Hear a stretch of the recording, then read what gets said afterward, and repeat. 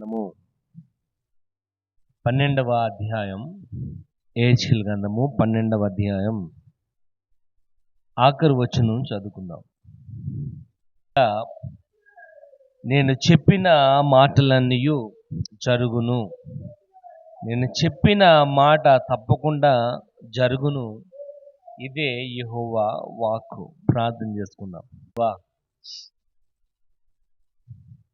ఇప్పటి వరకు నేను పాటలు పాడి నిన్ను స్తుతించున్నాం. కొద్ది నిమిషాలని పరిశుద్ధ లేఖనములో నుంచి కొన్ని మాటలు మేము ఈ ఉదయకాల సమయంలో జ్ఞాపకం చేసుకునిచుండగా, నేర్చుకునిచుండగా కృపను చూపించి ఆశీర్వాదం దయచేయండి. విత్తబడి వచ్చిన మాటలు వ్యర్థం కాకుండా వినిన ప్రతి వాని హృదయంలో భద్రపరుస్తామని నమ్ముచున్నాం. ఉపదేశిస్తున్న నాకును వినిచున్న వీడ జ్ఞానమును దయచేస్తామని, జరబోయే కార్యక్రమంలో తోడు నడిపిస్తామని యేసు పరిశుద్ధ నామంలో వేడుకొనుచు అడుగుచున్నాం తండ్రి, ఆమేన్. గ్రంథము 12వ అధ్యాయము ఆఖరి వచనం ఒకసారి మనము ఆలోచన చేద్దాం. కాబట్టి నీవు వారితో ఇట్లనుము, ఇకను ఆలస్యము లేక నేను చెప్పిన మాటలన్నీ జరుగును, నేను చెప్పిన మాట తప్పకుండా జరుగును, ఇదే యెహోవా వాక్. ఇక్కడ వాక్య భాగం రాయబడుచుంది. దేవుడైన యెహోవా సెలవిస్తున్నాడు, ఇక ఆలస్యము లేక నేను చెప్పిన మాటలన్నీ కూడా జరుగును.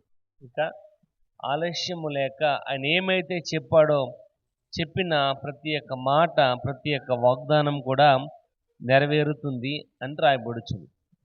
నేను చెప్పిన మాట తప్పకుండా జరుగును, నేను చెప్పిన మాట తప్పకుండా జరుగును. మనం కూడా చాలాసార్లు వాగ్దానం చేస్తూ ఉంటాం, నేను కనుక మాట ఇచ్చినట్లయితే మాట తప్పను అని.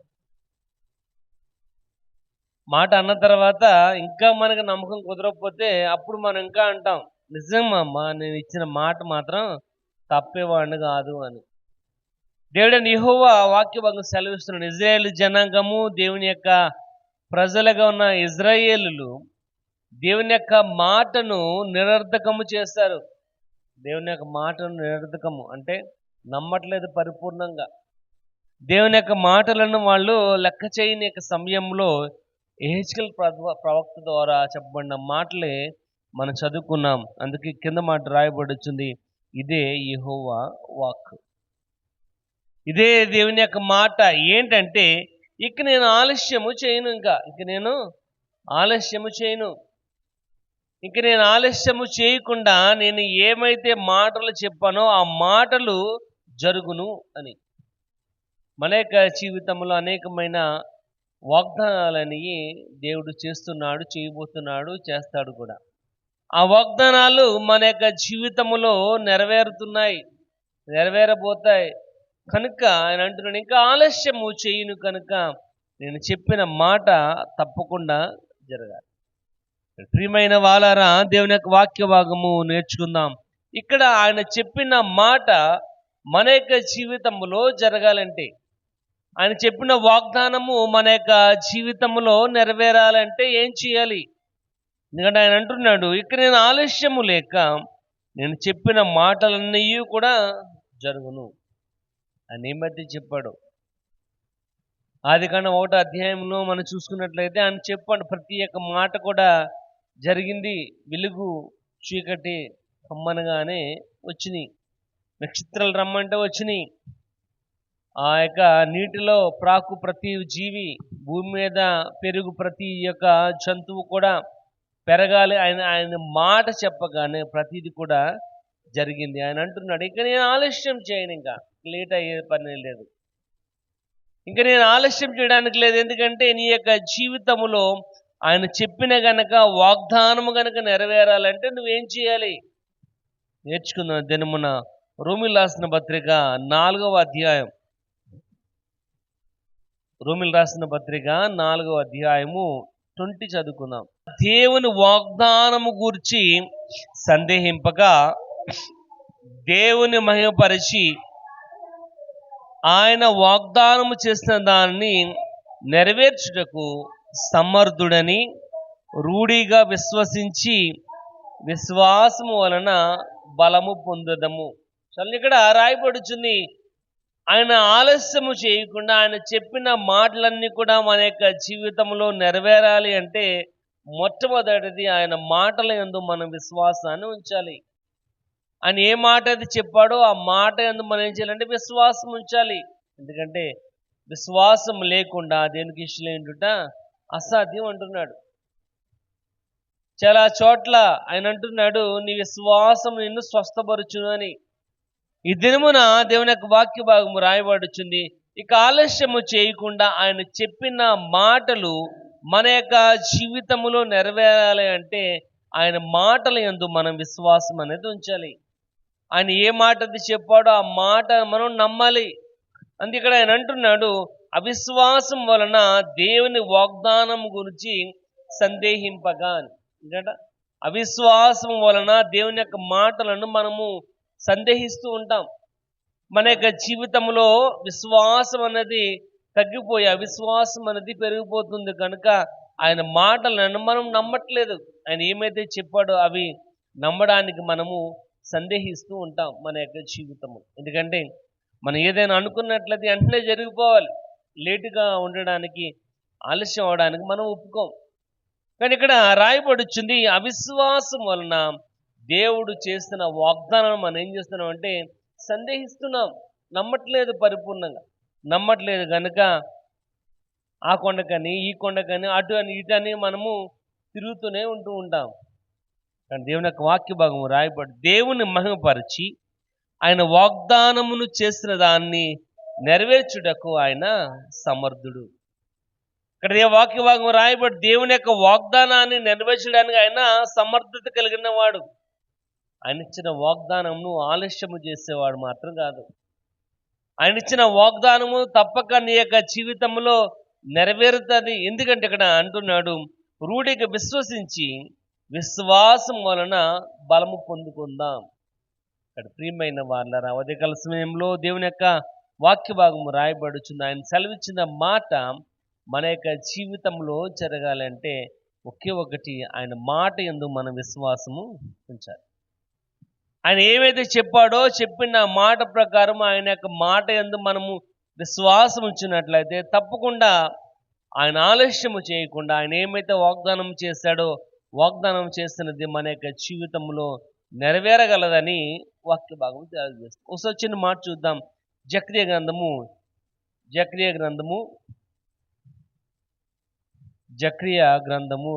8వ అధ్యాయం వచ్చిన ఒకసారి చదువుకుందాం. సైన్యములకు అధిపతి యెహోవా ఏమనగా, యెహోవా మందిరమును కట్టుటకై దాని పునాది వేసిన దినమున ప్రవక్తల నోట పలికిన మాటలు ఈ కాలమున వినువారులారా ధైర్యము తెచ్చుకొనుడి. చాలండి. ఇక్కడ రెండు సందర్భాలు అనేవి రాయబడుచున్నాయి. ఒకటి ఏంటంటే, సైన్యములకు అధిపతి యెహోవా మందిరమును కట్టుటకై దాని పునాది వేసిన దినము. యెహోవా మందిరాన్ని కట్టడానికి పునాది వేసిన దినము 538 BC. యేసు ప్రభు పుట్టక ముందు 538వ సంవత్సరంలో యెరూషలేములో దేవాలయం కట్టడానికి పునాది వేసిన రోజు. ఆయన అంటున్నాడు, ఏ దినమునైతే పునాది వేసిన దినమున ప్రవక్తల నోటల పలికిన మాటలు ఈ కాలమున వినువారులారా అంటున్నారు. ఎప్పుడంట? ఇప్పుడు 538 BCలో. అంటే అప్పటి నుంచి ఇప్పుడు ఆ మాటలు ఎవరైతే వింటున్నారో వారు ఏం చేయాలంటే ధైర్యము తెచ్చుకోవాలి. ఆయన మాటల యందు విశ్వాసం ఉంచాలి. మన మాటలో ఏంటంటే, ఈవేళ వాగ్దానం చేస్తే రేపొద్దున్న మర్చిపోతూ ఉంటాం. ఆదివారం అందరూ వాగ్దానం చేశారు, తప్పకుండా ఉదయకాల ప్రార్థనకు అందరూ కూడా వస్తామని. కానీ ఈరోజు ఉన్నారా? లేరు. ఎందుకంటే మనం మనుషులం కనుక మనం చేసిన వాగ్దానాన్ని మనము పట్టించుకోం. మనం చేసిన వాగ్దానం మీద మనకి ఏమాత్రం కూడా బాధ్యత అనేది ఉండదు. కానీ దేవుని యొక్క వాక్య భాగం రాయబడి ఎప్పుడో 538 BCలో వేయబడిన చెప్పబడిన ప్రవక్తల ద్వారా పలికిన మాట ఈ కాలమున వినువారున్నారా అంటున్నాడు. అంటే అప్పుడు చెప్పిన మాట ఎవరైతే ఇప్పుడు వింటున్నారో ఆ రోజున అది ఏ కాన్ఫిడెంట్తో ఆయన చెప్పాడో ఈ రోజు కూడా అదే కాన్ఫిడెంట్తో అంటున్నాడు, నేను ఆలస్యము చేయక నేను చెప్పిన మాటను తప్పకుండా నెరవేర్చేవాడని కనుక మీరు నా మాట యందు ఏం చేయాలంటే విశ్వాసం ఉంచాలి. అందుకని అంటున్నాడు, ఈ కాలమున వినువారులారా ధైర్యము తెచ్చుకోండి. ఇక్కడ ప్రియమైన వారులారా దేవుని యొక్క వాక్య భాగం రాయబడుచు ఆయన సమర్థుడు. ఆయన ఏమైతే చెప్పాడో చెప్పిన యొక్క మాట తప్పకుండా మన యొక్క జీవితంలో నెరవేర్చగలడని ఆయన మాట యందు మన విశ్వాసాన్ని ఉంచాలి. అందుకే మనం విశ్వాసం ఉంచట్లేదు. ఆయన మాట ఏదైతే చెప్పాడు, ఎందుకంటే మన యొక్క జీవితాలు వెంటనే జరిగిపోవాలి మనం ఏదైతే అనుకున్నామో. కానీ ఆయన అంటున్నాడు, నేను ఆలస్యం చేసేవాడిని మాత్రం కాదు. ఒక క్షణం ఆలస్యం అవ్వచ్చు కానీ తప్పకుండా ఆయన మాట నమ్మదగినది. ఆయన తప్పకుండా తన కార్యాన్ని చేసేవాడుగానే కనబడుతున్నాడు. కనుక మనం ఆయన మాటలు ఏం చేయాలంటే విశ్వసించాలి. చూడండి, యెషయా గ్రంథము 35వ అధ్యాయం. గ్రంథము 35 అమ్మా చదవండి. తత్తరిల్లు హృదయములతో ఇట్లా నుడి, భయపడక ధైర్యముగా ఉండుడి, ప్రతిదండ చేయుటకే దేవుడు వచ్చుచున్నాడు. ఇక్కడ రాయబడి తత్తరిల్లు హృదయములతో ఇట్లా నుడి, భయపడక ధైర్యముగా ఉండుడి. ఎప్పుడైతే మనం అనుకున్న మాట అనుకున్న పనిగా నెరవేరలేకపోయినట్లయితే మనలో ఏమొస్తుందంటే భయం వస్తుంది. అయ్యో పలానా వాగ్దానం చేస్తాను, అది నిలబెట్టుకోలేకపోతున్నానని ఒక టెన్షన్ ప్రతి వాని యొక్క జీవితంలో ఉంటుంది. కానీ దేవుని యొక్క వాక్య భాగం రాయబడుచుంది, భయపడక ధైర్యముగా ఉండు. భయపడక ధైర్యంగా ఉండండి. ఆలస్యం అవ్వచ్చు, ఒక సంవత్సరం పట్టవచ్చు, కొన్ని సంవత్సరాలు పట్టవచ్చు. కానీ ఎన్ని సంవత్సరాలు పట్టినా ఆయన ఇచ్చిన మాటను మాత్రము నెరవేర్చేవాడు. అద్భుతమైన వాళ్ళరా, ఆయన ఆలస్యం చేసేవాడు మాత్రం కాదు. మనమే ఆలస్యం చేస్తూ ఉంటాం, మనమే నిర్లక్ష్యంగా ఉంటూ ఉంటాం. కానీ దేవుని యొక్క వాక్య భాగం రాయబడుతుంది, ఆయన చెప్పిన మాటలు మన యొక్క జీవితంలో జరగాలంటే ఒకే ఒకటి, ఆయన మాట యందు మన విశ్వాసాన్ని ఉంచాలి. రెండోది మనం చూద్దాం, 2 Chronicles 2వ దినవృత్తాంతాల గ్రంథము 6వ అధ్యాయం. 2వ దినవృత్తాంతాల గ్రంథము 6వ అధ్యాయం 14వ వచనం చదువుకుందాం. ఇజ్రాయేలుల దేవా, హృదయపూర్వకముగా నిన్ను అనుసరించు నీ భక్తుల నిబంధనను నెరవేర్చుటకు కృప చూపుచు నీ వంటి దేవుడు ఆకాశమందైనను భూమి అందైనను లేడు. ఇక్కడ రెండవ మాట రాయబడి, హృదయపూర్వకముగా నిన్ను అనుసరించువారు అని. యెహోవా యొక్క ఇచ్చిన వాగ్దానము, ఆయన చేసిన ప్రమాణము మన యొక్క జీవితములో నెరవేరాలి అంటే రెండవ పని ఇక్కడ రాయబడి, హృదయపూర్వకముగా అనుసరించాలి అని. ఏంటంట? హృదయపూర్వకముగా అనుసరించాలి. ఎందుకని హృదయపూర్వకంగా అనుసరించాలి అన్నాడో, మనం అనుసరించాం హృదయపూర్వకంగా ఆయన మాటలు మనం నమ్మం. అందుకని అంటున్నాడు, నువ్వు వెచ్చగానైనా ఉండు, చల్లగానైనా ఉండు, నులివెచ్చగా ఆయన ఉన్నట్లయితే నా నోట నుండి నిన్ను ఉమ్మి వేస్తానని. మనం ఏం చేస్తుంటామంటే అవకాశం ఉన్నప్పుడు ఒకలాగా, అవకాశం లేనప్పుడు ఇంకోలాగా ప్రవర్తిస్తూ ఉంటాం. కాలానికి తగినట్లుగా ఏ ఎండకి ఏ సీజన్కి ఆ గొడుగు పట్టే వాళ్ళుగానే ఉండిపోతూ ఉంటాం. ఇప్పుడు కూడా మనం పరిపూర్ణంగా దేవుని మీద మనము ఆధారపడం. ఆయన యేసు ప్రభు ఆ సువార్తలన్నీ కూడా మనం ధ్యానం చేసినట్లయితే ఆయన అంటున్నాడు, నీ నమ్మిక చెప్పున జరుగును, నీ నమ్మిక నువ్వు విశ్వాసము, నీ విశ్వాసము. ప్రియమైన వాళ్ళరా, దేవుని యొక్క వాక్య భాగము రాయబడుచుంది, ఆయన చేసిన వాగ్దానం ఇంకా ఆయన ఆలస్యం చేసేవాడు కాదు. ఆయన చేసిన ప్రమాణమును ఆయన నిర్లక్ష్యంగా పెట్టేవాడు కాదు. ఇక్కడ రాయబడుచుంది, హృదయపూర్వకముగా మనం అనుసరించాలి, పరిపూర్ణంగా నమ్మాలి. పరిపూర్ణంగా నమ్మకుండా డౌట్గా సందేహంగా ఉన్నాం అనుకోండి, ఏ పని కూడా మనం ముందుకు చేయలేం, ఏ పని కూడా ముందుకు వెళ్తాం. ఏం చేయాలి? సందేహింపగా అని రాయబడుతుంది.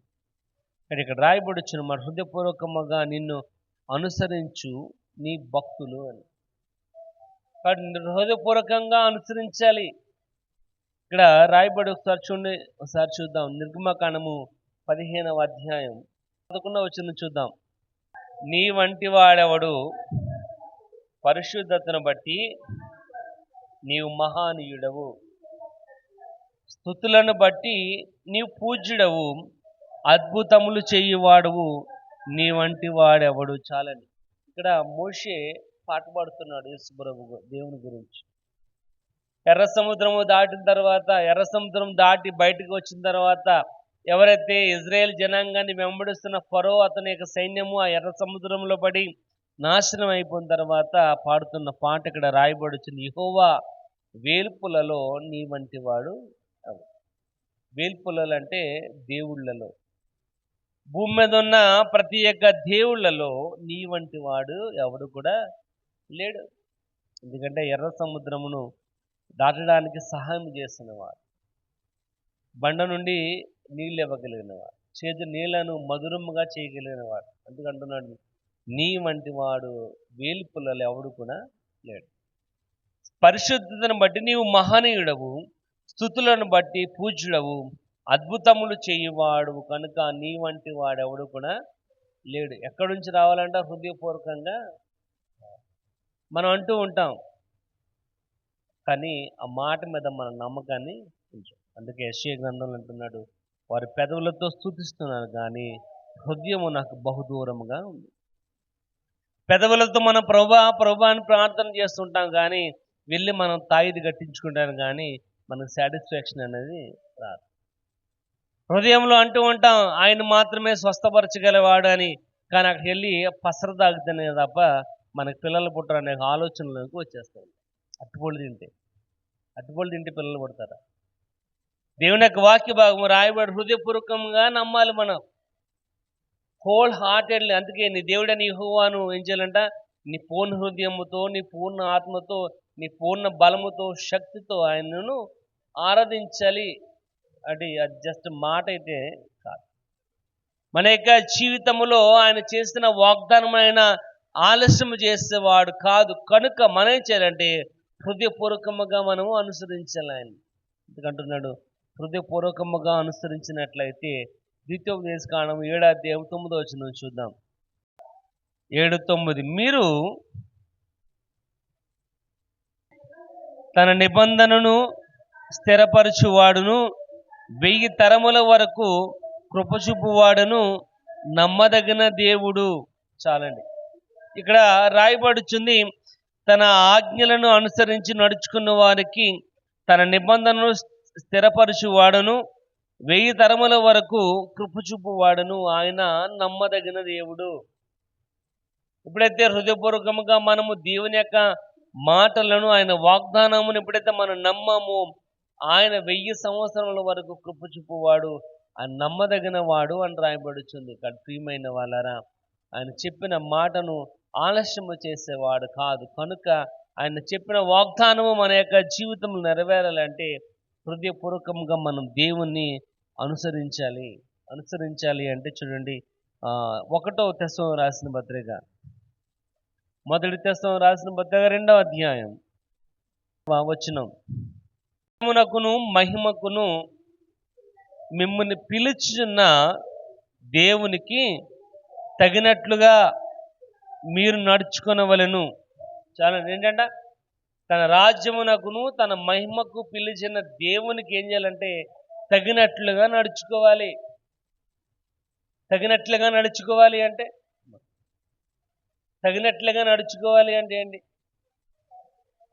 అంటే ఏం చెప్తున్నాడో ఆ మాటకు మనము లోబడి ఉండాలి. ఇప్పుడు పిల్లలు తల్లిదండ్రులకు తగినట్లుగా నడుచుకోవాలి అంటే తల్లిదండ్రులు ఏ మాట అయితే చెప్తున్నారో ఆ మాటకు వారు శిరస లోబడిన వారిగా ఉండాలి. అప్పుడే తల్లిదండ్రులు అంటారు మా పిల్లలు మా మాట వింటున్నారని. ఎప్పుడైతే వారు వినట్లేదో వారు విననట్టు వారుగానే ఉంటారు. దేవుని యొక్క వాక్య భాగం రాయబడి దేవునికి తగినట్లుగా మనం నడుచుకోవాలి. దేవునికి తగినట్లుగా నడుచుకోవాలంటే ఆయన చెప్తున్నాడు మీరు హృదయపూర్వకముగా నన్ను అనుసరించాలి అని. దేవుని మనం హృదయపూర్వకంగా అనుసరించినట్లయితే ఆయనకు తగినట్లుగా మనము నడుచుకునే వారిగా ఉంటాం. ఎప్పుడైతే ఆయన తగినట్లుగా మనం నడుచుకుంటామో ఆయన చెప్పిన వాగ్దానమును ఆలస్యము చేయక తప్పక ఆయన నెరవేర్చేవాడుగా ఉన్నాడు. కాబట్టి ప్రియమైన వాళ్ళరా, నేను చెప్పిన మాటలన్నీ కూడా జరుగును అంటున్నాడు. ఆయన ఏమైతే చెప్పాడో అవన్నీ కూడా మన యొక్క జీవితంలో జరగాలి అంటే, ఒకటి ఆయన మాట యందు మన విశ్వాసాన్ని ఉంచాలి. రెండోది రాయబడుచుంది, హృదయపూర్వకముగా ఆయనను అనుసరించాలి. హృదయపూర్వకముగా. ఎందుకంటే మనం ఎటువంటి వారం అంటే, ఒక కాలు ఈ పడవలు ఇంకో కాలు ఆ పడవలు వేసుకుని ఎప్పుడు ఏ ఏ రకంగా అనుగుణంగా ఆ రకంగా మనము షిఫ్ట్ అయిపోతూ ఉంటాం. అంటే అదే టైంలో మనం దేవుని నమ్ముతాం, అదే టైంలో దేవుని యొక్క మాట మీద మనం మన మనస్సుని పెట్టాం. ప్రియమైన వాళ్ళ హృదయపూర్వకముగా మనం దేవుని అనుసరించాలి. మూడోది చూద్దాం, అదే వచనము 2 క్రోనికల్స్ 2వ దినవృత్తాంతం 6వ అధ్యాయము 14వ వచనం చూద్దాం. నీ భక్తులకు నిబంధన చేయుటకు అని రాయబడుచు. నీ భక్తులకు అని అంటే, నీ భక్తులకు అంటే మంచి భక్తి కలిగిన వారిగా ఉండాలి. దేవుని యొక్క వాగ్దానము, ఆయన చేసిన యొక్క మాట ఆలస్యము చేయక నీ జీవితంలో ఆయన నెరవేర్చేవాడు ఉన్నాడు కనుక నువ్వేం చేయాలంటే మంచి భక్తి కలిగిన వారిగా ఉండాలి. మంచి భక్తి కలిగిన ఉండవాలి. బలా నమ్మకమైన మంచి దాసుడు అంటున్నాడు ఆయన. అంటే మంచి భక్తి కలిగిన వారిగా ఉండాలి. ఎందుకు మంచి భక్తి అన్నామంటే, మనం చూపించే భక్తి మంచిదైతే కాదు. మనం చూపించే భక్తి పరిపూర్ణంగా దేవునిలో మనం ఉండడానికి ఉపయోగపడేది కాదు. ఎందుకంటే మనం అవకాశవాదులు. అవకాశవాదం అంటే ఏంటి? అవకాశవాదం అంటే ఏంటి? సమయాన్ని బట్టి మనము మాట మార్చేవాళ్ళం, సమయాన్ని బట్టి మనము ప్రవర్తించేవాళ్ళం. అవకాశవాదులు. అందుకే జుట్టు అందకపోతే కాళ్ళు లాగానే ఉంటాం మనం. అవకాశం ఉంటే ఒకలాగా, లేకపోతే ఇంకోలాగా. వెంటనే మనం మాట మార్చేయగలం. ఎందుకంటే ఈ నరం లేని నాలుక ఏం చేస్తుందంటే తన మాట వెంటనే మార్చేది. కానీ ఇక్కడ దేవుని యొక్క వాక్య భాగం రాయబడిచింది, మంచి భక్తి కలిగిన వారుగా ఉండాలి. మనం చేసిన భక్తి ఎలా ఉండాలంటే దేవునికి నమ్మకమైనదిగా ఉండాలి. అప్పుడే ఆయన ఆలస్యము చేయక ఆయన ఏమైతే చెప్పాడో చెప్పిన ప్రతీది కూడా మన యొక్క జీవితంలో నెరవేర్చడానికి ఆయన సిద్ధముగా ఉన్నట్లుగా రాయబడుతుంది. అంతగా అంటున్నాడు, ఇంక నేను ఆలస్యము చేయక నేను చెప్పిన మాటలన్నీ కూడా నీ యొక్క జీవితంలో జరుగును. అటువంటి యొక్క ఆధిక్యత మనం కలగాలంటే ఇక్కడ రాయబడుతుంది, మంచి భక్తి కలిగిన వారిగా ఉండాలి. సార్ చూడండి, 119వ కీర్తన 157వ వచనం. అనేకులు అయినను నీ న్యాయ శాసనముల నుండి నేను తొలగక ఉన్నాను.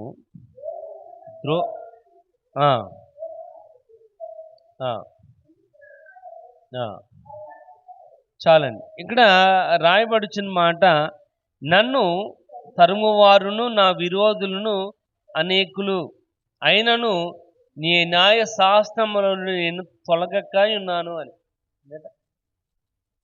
నన్ను తరుమువారును నా విరోధులు అనేక మంది. నన్ను తరుమువారు నా విరోధులు అనేక అయినను అంటున్నాడు. అయినను నీ శాస్త్రముల నుండి నేను తొలగక ఉన్నాను అని.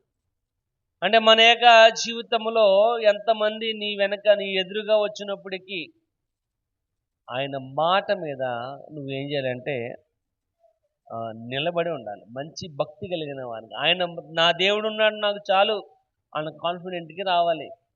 అప్పుడు రావాలి అంటే మనలో ఉండాలంటే మంచి భక్తి అనేది ఉండాలి. దేవుని యొక్క మాట మీద మంచి విశ్వాసం ఉండాలి. ఇంకో చోట రాయబడుతుంది, అవిశ్వాసులకు, మంచి భక్తి లేని వారికి ఆయన రక్షణ అనేది దూరముగా ఉండును అంటున్నారు. ఎవరైతే ఆయన మాటలను పరిపూర్ణంగా నమ్మరో, ఎవరైతే ఆయన యొక్క మాట యందు భక్తిహీనత కలిగిన వారు ఉంటారో వారికి ఆయన రక్షణ అనేది దూరముగా ఉండును అని. ప్రియమైన వాళ్ళరా, దేవుని యొక్క వాక్య భాగం రాయబడుచుంది, మంచి భక్తి కలిగిన వారిగా ఉండాలి. ఒక మంచి భక్తి లేకపోయినట్టు ఇక్కడ అంటే, అయినను నీ న్యాయ శాస్త్రముల నుండి నేను తొలగక ఉన్నాను. ఏదేమైనప్పటికీ నేను నీ మాట మీద, నీ మీద ఉన్న భక్తిలోంచి నేను తొలగిపోయేవాడిని మాత్రం కాదు. ప్రియమైన వాళ్ళరా, ఆయన ఆలస్యం చేయక తన యొక్క శాస్త్రములు, తన ఆజ్ఞలను నెరవేర్చేవాడు ఉన్నాడు కనుక మనం మంచి భక్తి కలిగిన వారుగా ఉండాలి. చూడండి, సామెతలు 10వ అధ్యాయం, సామెతలు 10వ అధ్యాయం 3వ వచనం. యెహోవా నీతిమంతుడని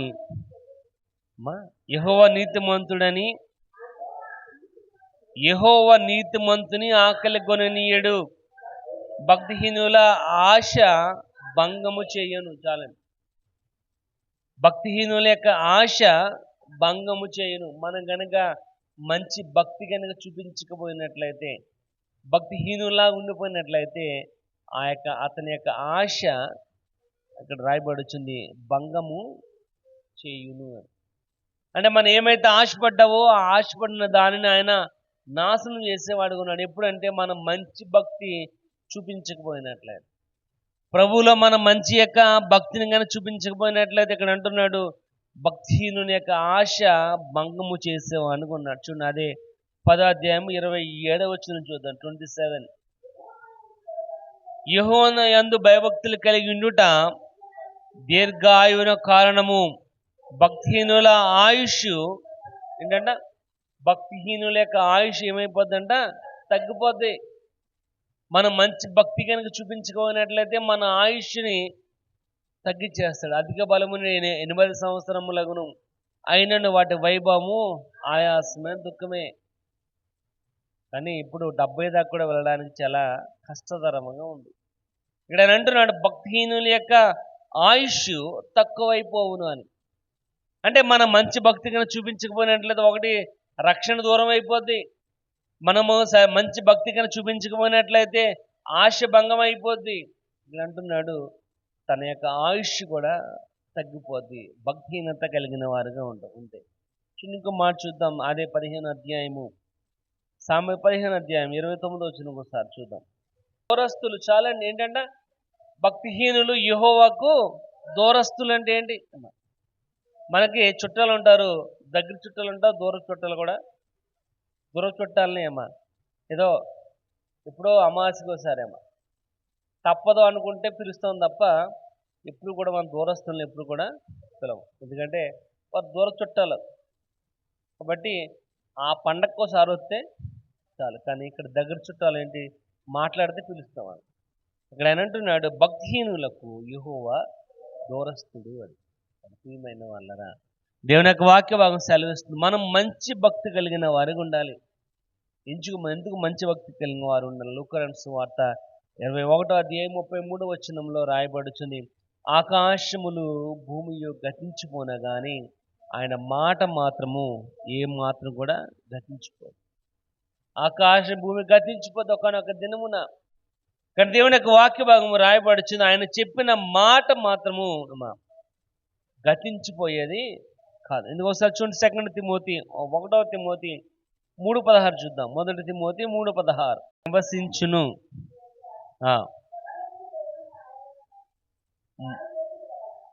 నిక్షేపముగా దైవభక్తిని గూర్చిన మర్మము గొప్పదై ఉంది. 1 తిమోతి 3:16. ఇక్కడ రాయబడుచుంది నిక్షేపముగా దైవభక్తిని గూర్చిన మర్మము గొప్పది. ఎవరైతే మంచి భక్తి కలిగిన వారిగా ఉంటారో అంటున్నాడు, భక్తి కలిగినట్లు ఉన్నట్లయితే దేవుని యొక్క మర్మము కూడా చాలా గొప్పది. మర్మం అంటే సీక్రెట్, మర్మం అంటే సీక్రెట్, రహస్యం. ఏదైతే మనం ఎవరు తెలియకుండా దాస్తామనుకుంటామో అది రహస్యం. కనుక దేవుని యొక్క వాక్య భాగం రాయబడుతుంది ఆయన మంచి భక్తి కలిగిన వారికి తన రహస్యము గొప్పదిగా చేస్తున్నాడు. ఏంటో రహస్యం అంటే ఆయన మాట నిరంతరము యాకరీతిగా ఉంటుందండి. ఆకాశంలో భూమి గతించిపోను కానీ ఆయన మాట మాత్రము గతించదు. ఎందుకంటే ఆయన అంటున్నాడు ఇంకా ఆలస్యము చేయక చదవండి, మాట చదవండి ఒకసారి మళ్ళీ. హెచ్కేల్ గ్రంథము 12వ అధ్యాయము ఆఖరి వచనం, ఇకను ఆలస్యము చేయక నీవు చెప్పిన మాటలన్నీ జరుగును. నేను చెప్పిన మాట తప్పకుండా, ఇక ఆలస్యము చేయక నేను చెప్పిన మాటలన్నీ కూడా జరుగును. ఆయన ఆలస్యము చేయకుండా. ప్రియమైన వాళ్ళ ఉదయకాల సమయంలో దేవుని యొక్క వాక్య భాగం రాయబడుచు ఆయన ఆలస్యము చేయక తన మాట నెరవేర్చేవాడుగా ఉన్నాడు. ఆయన మాట మన యొక్క జీవితంలో నెరవేరాలి అంటే ఒకే ఒకటి, ఆయన మాట యందు మనం విశ్వాసాన్ని ఉంచాలి. రెండోది ఇక్కడ రాయబడుచుంది, హృదయపూర్వకంగా ఆయనను అనుసరించాలి. మూడోది, మంచి భక్తి కలిగిన వారిగా ఉండాలి. ప్రియమైన వాళ్ళరా, ఎప్పుడైతే ఆ విధంగా మనం చూపించామో, కలిగిన వారిగా ఉంటామో, ఆయన తప్పకుండా ఆయన చెప్పిన మాటను ఆలస్యము చేయకుండా నీ యొక్క జీవితంలో నెరవేర్చేవాడుగా ఉన్నాడని దేవుని యొక్క వాక్య భాగం రాయబడుతుంది.